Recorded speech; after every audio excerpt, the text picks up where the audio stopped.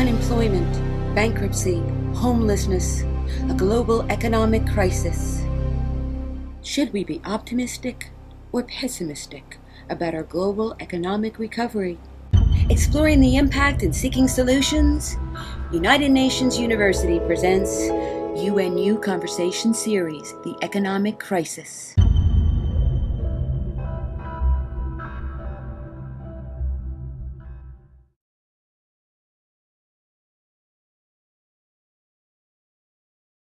Welcome to this edition of the UNU Conversation Series on the Economic Crisis, organized in connection with the June 2009 UN Conference on the World Financial and Economic Crisis and its impact on development.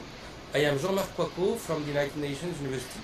And with us here today we have Michael Spence, who is chairman of the Commission on Growth and Development and a professor emeritus of management in the Graduate School of Business at Stanford University. Professor Spence was also jointly awarded the Nobel Prize in Economics in 2001, along with Joseph Stiglitz and George Akerlof, for his work on asymmetric information. So, Professor Spence, thank you for being here with us today, and we're going to be talking about. It's a pleasure. Thank you, really, for especially since you are in Milan, enjoying northern Italy. So we'll be talking about how the recent crisis is related to asymmetric information and lack of transparency when it comes to financial markets. So perhaps as a way to start our conversation, how was the issue of asymmetric information one of the contributors to the crisis? And perhaps, what do we call asymmetric information? Right. Asymmetric information structurally in a market is a situation in which, for reasons that are usually intuitively obvious, one side of the market knows much more about the products that are being bought and sold than the other, or knows much more about something that's relevant. So, for example, companies know, because they're in the business, know more about their immediate prospects than investors do. It's just automatic. It's a structural feature of the environment.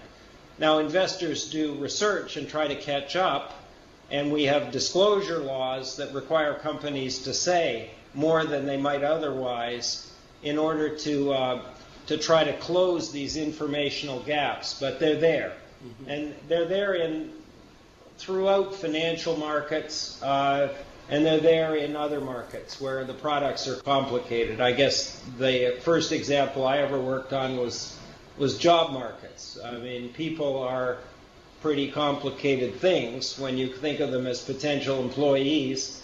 And so markets have a way of adapting to that kind of asymmetric information.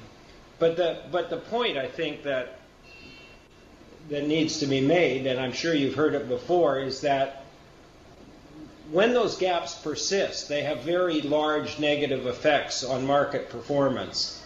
And that was really, illustrating that clearly was really what George Akerlof did so well back in the 1960s. So markets perform so badly that they sometimes literally collapse in the presence of asymmetric information. And the phenomenon is called adverse selection. And what happens really is that whoever's got the high quality end of the product that the buyers don't really know about start taking their products out of the market because the price reflects the average rather than the actual quality. And this happens in insurance, it happens in financial markets, it happens in lots of places. And as these people start taking their products out of the market, the average quality falls. And so as more people take it out, you can see dynamically that what happens is a market can simply unravel and sort of cease to exist or exist in a very diminished state. Is it something which happened last year in the context of the current crisis? Well, it's hard to say. I mean, this kind of thing happens in smaller forms all the time, but I think there was a different. Let me put it this way. At the risk of oversimplifying, the most striking thing about this crisis is that with very few exceptions, pretty much all the academics, all the participants in the markets, and all the regulators didn't see the systemic risk rising. And the evidence for that... No, go ahead. How do we explain that? How do we explain the fact that so much knowledge led to so little forecasting, if you will? Well, in many ways, to give a very good answer to that is in some ways the major challenge that we have. But let me try. Mm-hmm.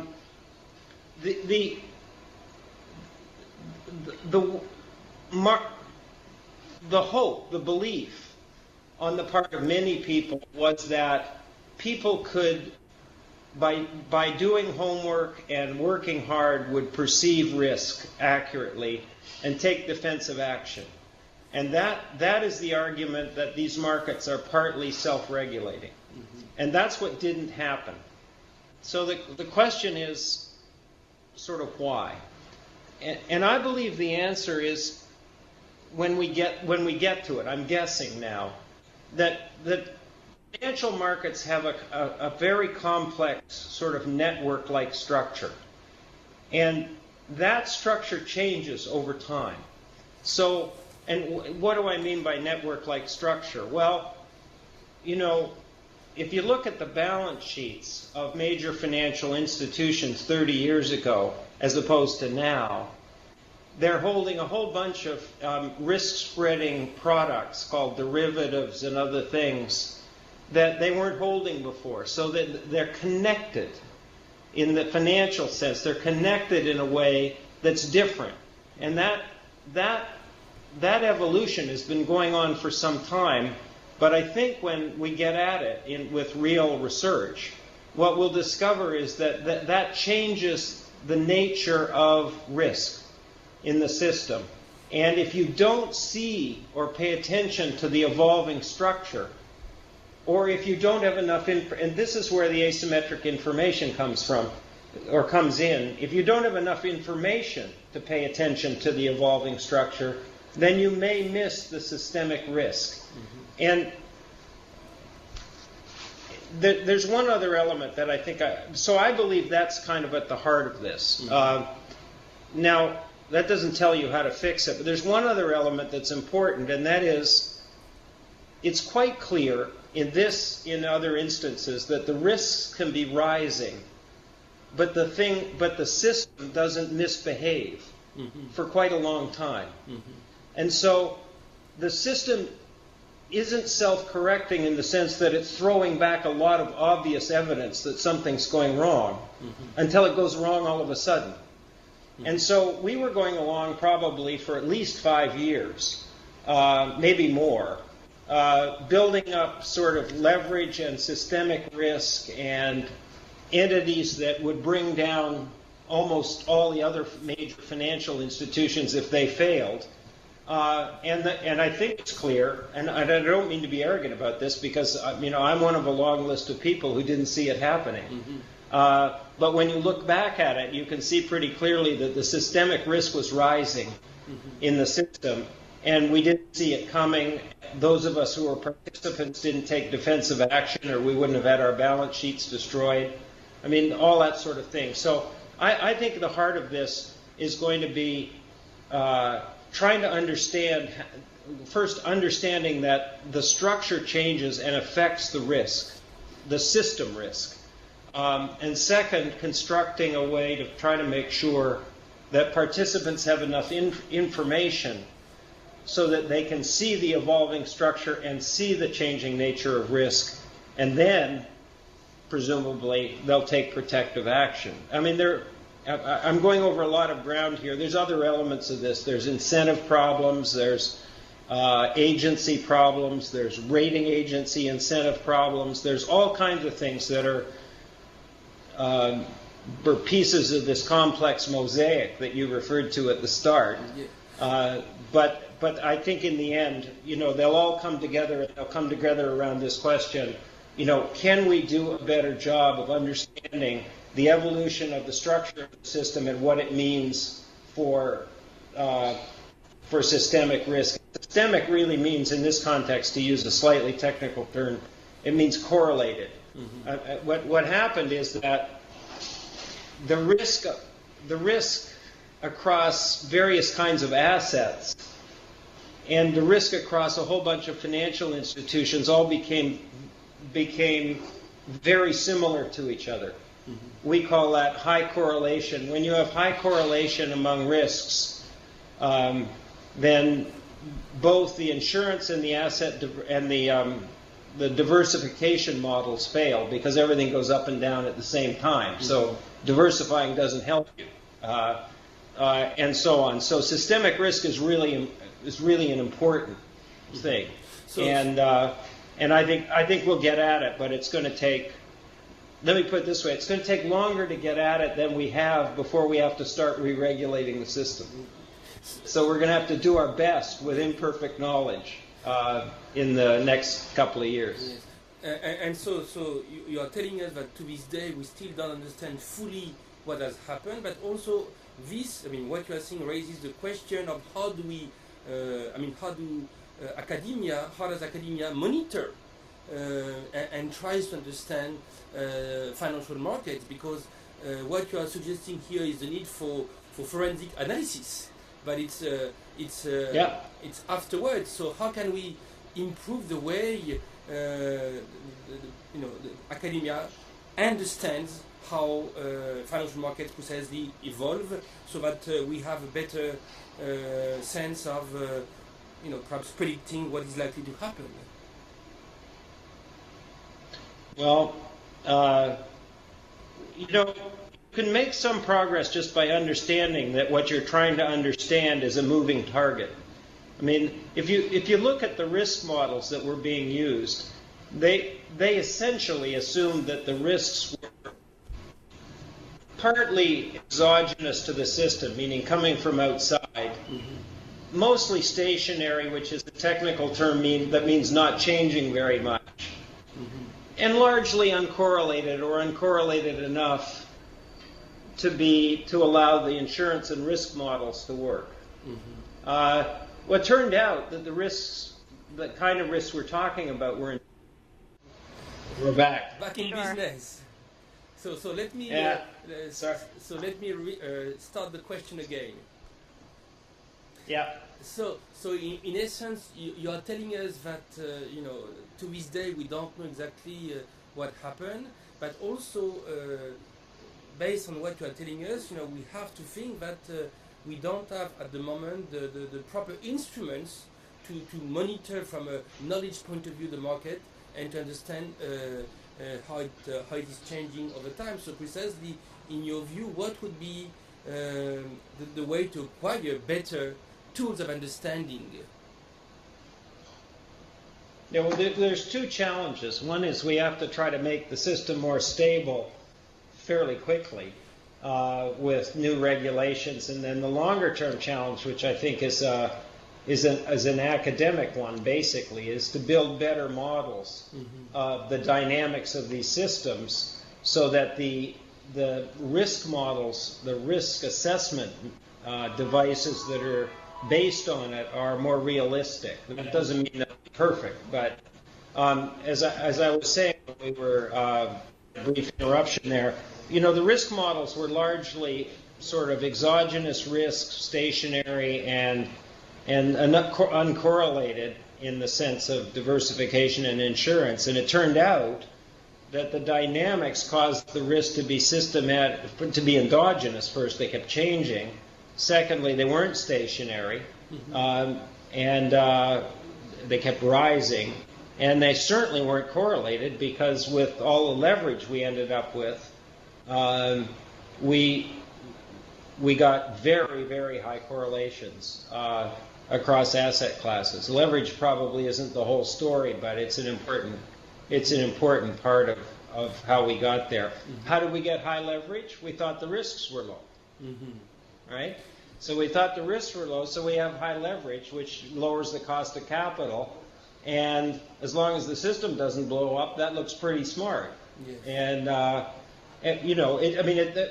The notion that leverage is a function of the volatility of the underlying asset is a familiar one. I mean, the private equity world uses high leverage for stable cash flow businesses and low leverage for, highly variable ones. Venture capital doesn't use leverage at all because there's way too much variation in the possible outcomes. So that's a familiar idea, but if you don't see the difference in the volatility, which I think is what happened to us here in the system sense, then you use high leverage, and that in some sense makes the whole thing even more risky.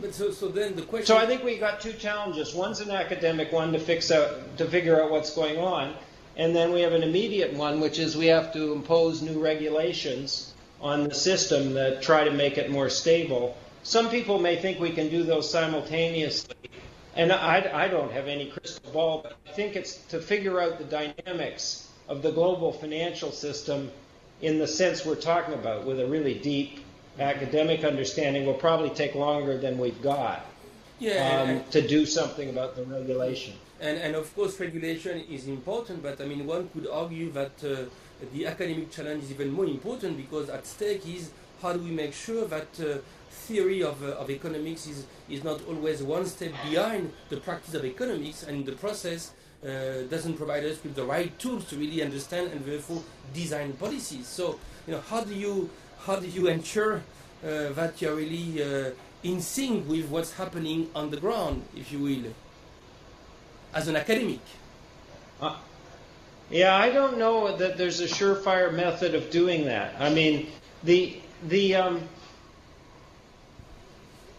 best way I know of to try to ensure that that happens is to have a lot of interaction among people who are doing different things. Within academia, people who have a microeconomic focus and those who have a macroeconomic focus. Mm-hmm. Across, disciplines, I would say, academics interacting enough with practitioners, the trader types and whatnot, who know what's going on in the market, so that the academics say, gee, do our models really capture what they're now doing? Mm-hmm. So I think that helps. It's not a silver bullet, but I think it sometimes raises questions that cause really good academic work to get done. Mm-hmm. I'm not sure we can stay ahead of the practitioners, but we can at least try to keep up a bit better.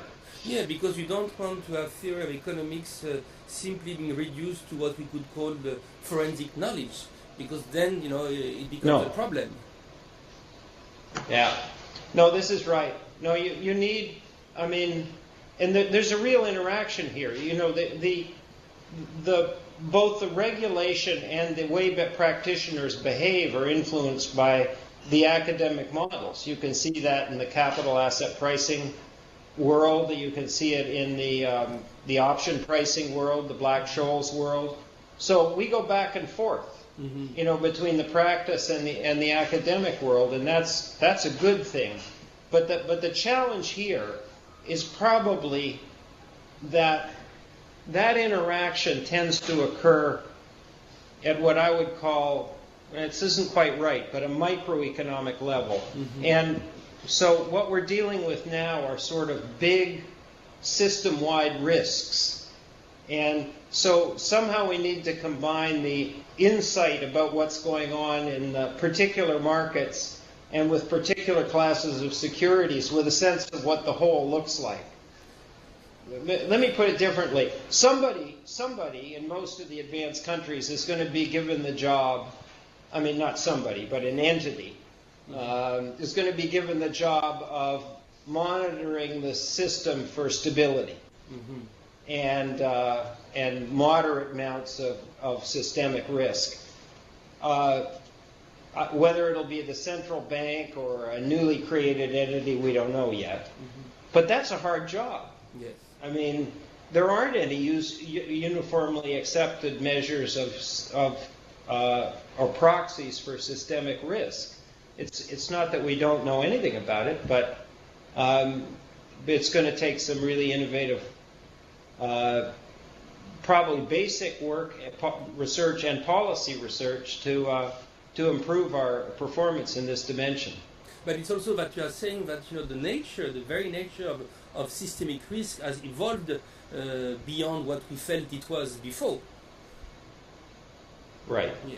Yeah. We people will have different views of this, and I think I've learned a great deal in the last year. But we tended to think of things that were systemically risky as either kind of obvious failures in regulation, systems out of control. This comes from the experience of past crises.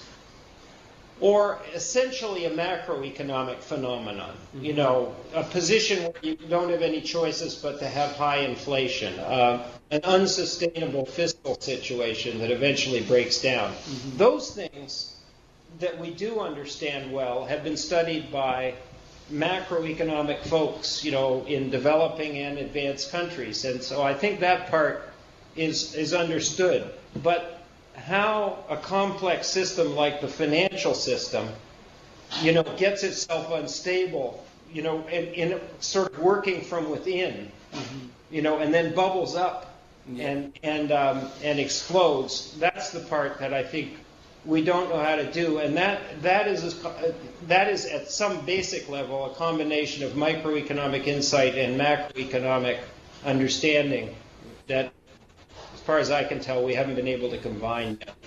So precisely, you have been a dean for many years. So as a dean, part of your responsibilities is to really try to outline a research agenda and have this research agenda being translated into a curriculum.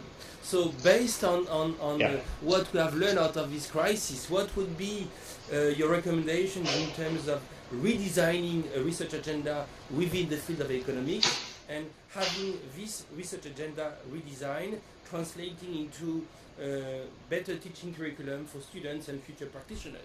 So what would be your way at it for this? Well, what I would do is what I've been doing, which is to listen to a lot of different people. I'm wearing my dean's hat now. Listen to a lot of different people who have insight into, how this happened, how we built up the systemic risk, what went wrong, and then I would try to raise some funds to fund younger people who want to do research, very fundamental research, mm-hmm. on the sort of structure and dynamic structure and performance characteristics of the financial markets. Mm-hmm. We know it's not stationary. We know it's not going to stop. So we're not going to be able to find a new right answer that's going to be right for a long time. Mm-hmm. What I think we have to do is find a better way of tracking, the evolution of the system, is what I called it before. Mm-hmm. The dynamic forces that are operating on it, but this is the hard part, mm-hmm. and be able to add them up, mm-hmm. so that they come out looking like the whole. This is what the system is sort of doing now, mm-hmm. and I think this. Sorry, we have a crisis. It's either a fire truck or an ambulance in the back. Yep. Mm-hmm. But I think, very, very highly trained young people in finance and economics who could probably make a great deal of progress on this. So I would try to fund that kind of research. Do you think that there is a need for a greater sense of public policy at the global level, or a greater sense of global public policy? A lot of the people with whom we have been talking in the past 2 weeks have told us that, in fact, to a very large extent, public policy, both quantitatively and qualitatively, is being pursued at the moment at the national level, and therefore there is a lack of coordination when it comes to public policy at the global level, while in fact, because of the evolving nature of this systemic risk, there would be a need to really reconceptualize or conceptualize the possibility of public policy at the global level, and then think about how it could be implemented in a satisfactory manner. What do you think about this? Yeah. I think this is right.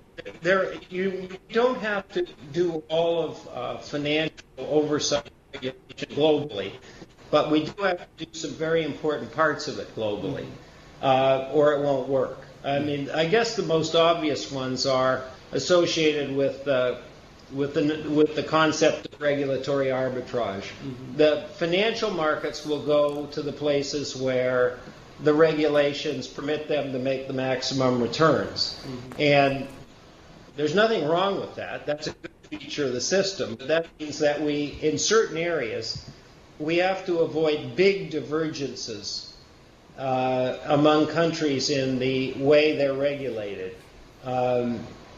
Probably, at this point, there's fairly general agreement that we can't have big parts of the financial system that are simply unregulated completely, as was true, or almost completely, as was true in the United States.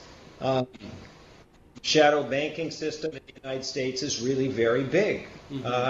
It's an important part of the credit delivery process or intermediation process, and it was certainly not regulated the way banks were, even if you think banks were properly or not quite properly regulated. So there are lots of, not lots, but there's a list of areas that require international cooperation in order to do the job well. Big global imbalances, avoiding regulatory arbitrage, avoiding having some very large entity, country or financial or subsystem of a financial sector that's really unstable and has the capacity to do a lot of damage globally. Those are all things in which there's a collective interest. And don't forget, the financial system is one of the few sectors of an economy, whether it's the global economy or a domestic economy, that when it fails, pretty much the whole thing starts to fail. I mean, I would put energy, transportation, probably telecommunications in the modern era, and finance as the four most likely candidates for that. And that means that the financial system, we know from long experience, both in this crisis and in previous ones in developed and advanced countries, can do an awful lot of damage that goes well beyond the financial system. So it has to be held in check somehow so that it doesn't pose external risk to the rest of the system. And the trick is to do that without paying too high a price in terms of the cost of capital and the ability to spread risk.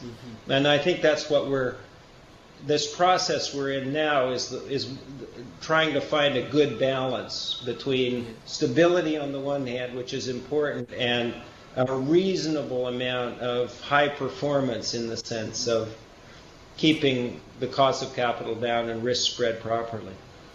I mentioned at the beginning of our conversation that you are the chairman of the Commission on Growth and Development. So perhaps as a way to conclude our conversation, tell us a bit about the work of the Commission, and tell us about also how the findings of the Commission interact with the lessons of the provisional lessons of the crisis.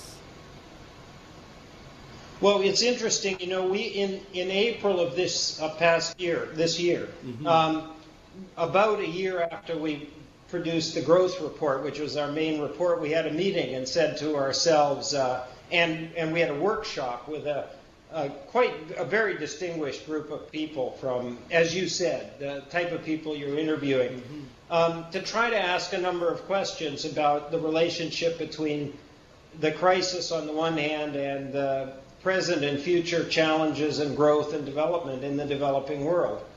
And we're just in the process of drafting that report, so I probably shouldn't second guess everybody on the Commission, but you know, it's pretty clear.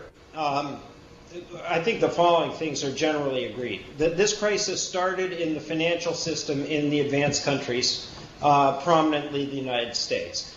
It quickly spread via balance sheet effects to the real economy, and then it was transmitted to the developing world through two very important channels. The one that worked fastest last fall was the credit tightening channel. And what happened is that all of these financial institutions and investors with damaged balance sheets started pulling capital back to deal with their capital adequacy problems, and it produced an immediate tightening of credit, withdrawal of capital and financing from from trade, but from developing countries in general. And if you go look at the exchange rates, not that they tell you everything, every single major developing country except China had its exchange rate, its currency fall, depreciate. And then a number of them stopped it using their reserves or some swap facilities that the Chinese provided, or a number of other things. I won't go into it. But that was basically, the developing countries were sitting there. They were not holding toxic assets. Their financial systems weren't particularly over-leveraged at this stage. There were times in the past that they were. And all of a sudden, the money started to flow out. And so their first challenge was to reverse those flows and then get the credit reestablished in the country. Because as we know, again, this is agreed on, I think. A complete credit lockup is a kind of depression-like scenario because it indiscriminately destroys businesses regardless of where it occurs. So that was transmission channel 1, and that one we can do something about. With a very well-funded IMF that also is got the governance structures right, you can reverse those flows and reduce the net volatility. And I think pretty much everybody agrees that's an important capacity to have globally. Setting aside, particular institutions or who's supposed to do it, the function's important. And some of us call those circuit breakers. What you want is something that prevents the transmission mechanism from working, or at least working as well as it did this time. The second mechanism is harder to deal with. It's the real economy. And the effect of the fall in the negative growth in the advanced countries was a very dramatic fall in trade. My view of that is that we are going to need a careful empirical study to know why trade fell so much. It fell more than the negative growth in the global economy in terms of GDP. It may be that tradables fall more. It may be trade finance failed completely. It could be the protectionist measures that we got as a result of the stimulus packages and crisis management efforts and so on, all of which needs to be undone later on. But for whatever reason, trade dropped dramatically, and so all of the developing countries that had significant trade exposure and trade as a partial engine of growth experienced a negative effect, and then that fed into the real economy just the way an ordinary recession does, with loss of confidence, loss of jobs, reduced consumption, and all of that stuff. So I think we agree there were a large number of countries who were innocent bystanders in this case, and we need to kind of do a better job. And part of doing a better job is not having this much instability, and part of it's thinking hard about whether we can make the circuit breakers work. The circuit breakers on the real economy side are fiscal stimulus packages. First best is coordinated with no protectionism. It's extremely hard to do because there's asymmetries among countries in terms of capacity to do it without getting into, fiscal stability problems. And, even on the financial side, what the United States Federal Reserve and the European Central Bank did, it's not something that every country's central bank could get away with, and so on. So I think what we ended up with was an attempt to have coordinated stimulus packages that were sensitive to the differences and some protectionism that was the political price of voters being willing to vote their future tax dollars to this and wanting the benefits to land at home. So an agenda item is to open up the global economy. From a growth point of view, the most inclusive thing about the global economy is its openness when it's open. And if we closed it, we would be shutting down the only known opportunity for catch-up growth. So it's, as far as I'm concerned, an extremely high priority.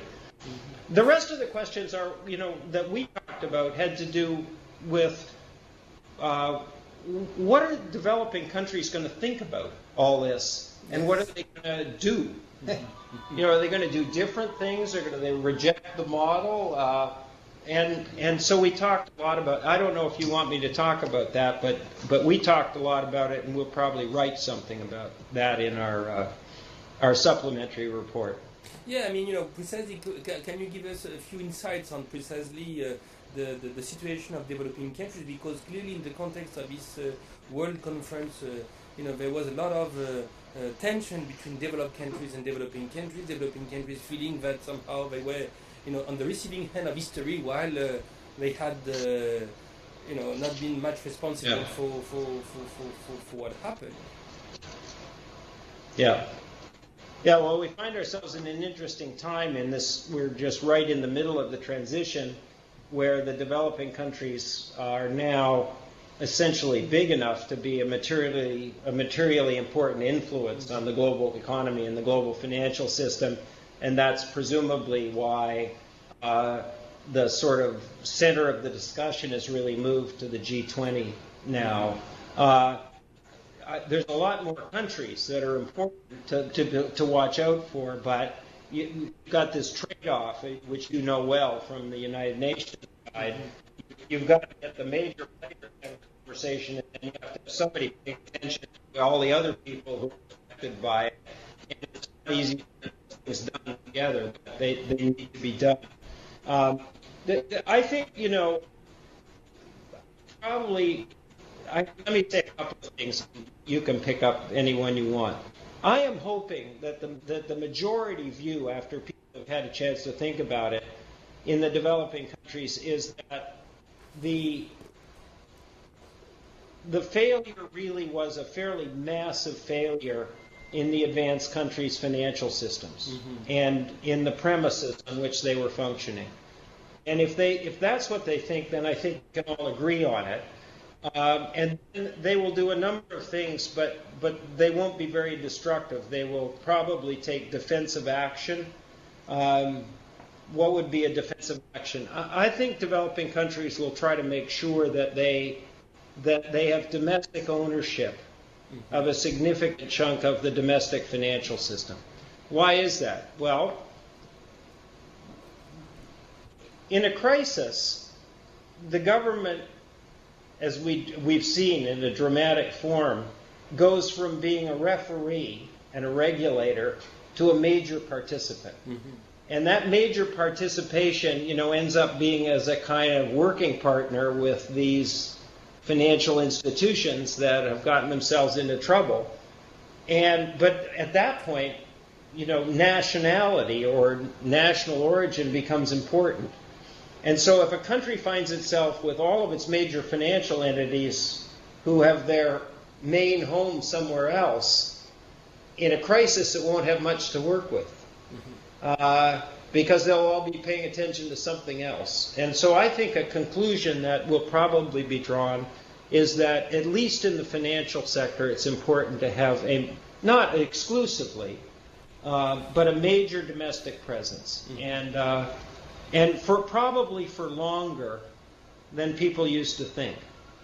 I mean, one way to think about this is before the 97-98 currency crises, the stylizing slightly, the advanced countries used to tell the developing countries, you should look like us. Yes. After 97-98, that got changed a bit, and the formula was, you should look like us, but not right away.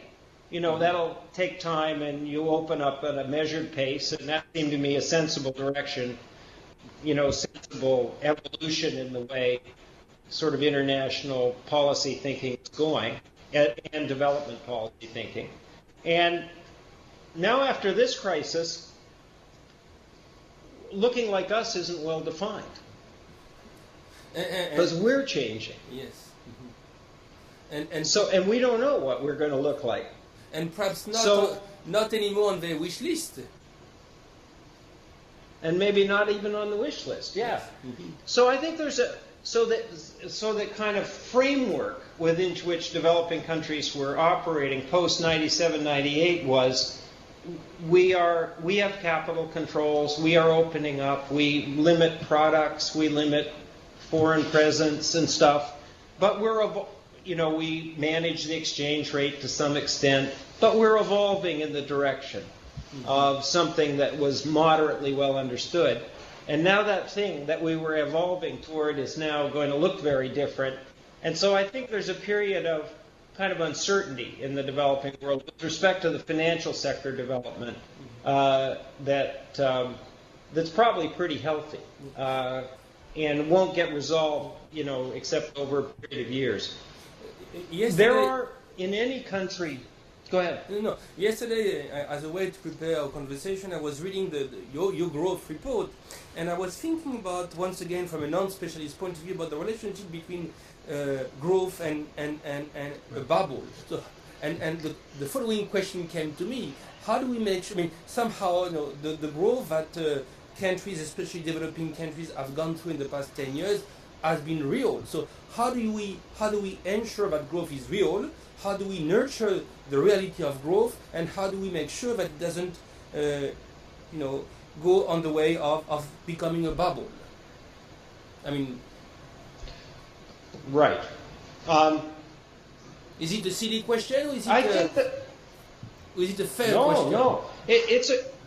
It's a very fair question. It's a question that will be asked, in every country, and people have different inclinations. But so let me tell you what I think my view is, and I probably share this with most of the members of the Commission. I think we believe that the financial sector needs a good deal of thought, and that the presumptions that we made about where we were going and how fast we were going to get there are basically all wrong. And the starting point is that the Anglo-Saxon model, the lightly regulated, it'll self-regulate model, clearly didn't work. I'm also hoping and expecting that the majority of people, and in the end that this will be policy choice, will not conclude that this is a failure of the market system broadly defined, that it was really a financial system failure. If that isn't true, then the countries that go a different direction will go back to very different models, of the type that we saw earlier in the 20th century, and that will probably be costly in terms of growth. That's a political reality. In any country, there's a spectrum of opinion, about what the government's role should be, and that debate is generally healthy, and different countries end up at different points and move around in that. But two things would be very damaging. One is a massive move of the government or the public sector into the more dynamic parts of the private sector. That would, I think, really do damage to growth. And a second one is a movement away from the global economy, even though it's admittedly a risky place. Because, as you know from the growth report, the global economy has these crucial things that it provides. Knowledge and technology, and a big market if you can find a place in it. And there's really very poor substitutes for that. And so my honest belief is that the developing world will return to a pattern of really quite high growth, expanding pattern of quite high growth once we get this thing stabilized. Maybe not as high as before. I think there's a pretty good argument that the advanced countries may grow more slowly for a while. Advanced countries are still, somewhere between 65 and 70% of the global GDP. So if we grow more slowly, that's going to slow things down a bit globally. So that'll probably make the return to growth strategy and investment and policy a little bit lower for a while than it was before. But that doesn't mean the strategy's wrong. It just means, the return's a little bit lower than it was before. And I think that's basically what's going to happen. Up to last year, we were envisioning a path in the context of which, there would be a growing sense of homogeneity among the models. But you just said that precisely now, the Anglo-Saxon model perhaps is not being viewed as much as before as the valid one. And so, are you foreseeing the possibility of a growing sense of heterogeneity at the global level, and what would be the consequences for this in terms of heterogeneity of models? Well, I think in the financial sector we will see heterogeneity for a while. Maybe not too much if there's a great deal of sort of international cooperation in figuring out how to do this better, I mean, to regulate better. But there will be heterogeneity in the advanced countries to some extent, and it'll certainly be different from before. And then I think we'll get the follow-on effect, which is questioning and heterogeneity in the developing world as well. The long-run forces that will tend to produce convergence, I think, are still there. But they won't work for a while. So in the medium term, I would completely agree with you on the financial side. Yeah. Well, Professor Spence, I don't want to keep you too long. I thank you for your time. It's been a pleasure being with you. I thank you for your time. Professor Spence is the chairman of the Commission on Growth and Development, and he's Professor Emeritus of Management in the Graduate School of Business at Stanford University. So thank you really for being with us.